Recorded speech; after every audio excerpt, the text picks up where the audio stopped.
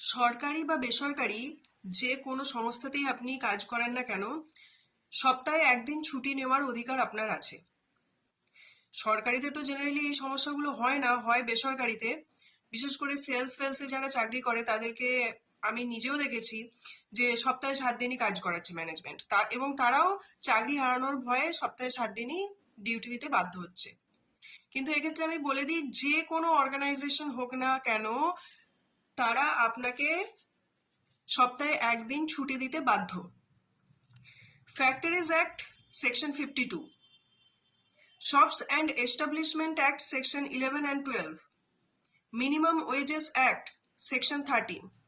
এই সেকশনসগুলোতে ক্লিয়ারলি বলা হয়েছে যে হয় আপনাকে সানডে ছুটি সানডের কথাটা মেনশন করেনি, মানে আপনাকে সপ্তাহে একটা দিন ছুটি দিতে হবে।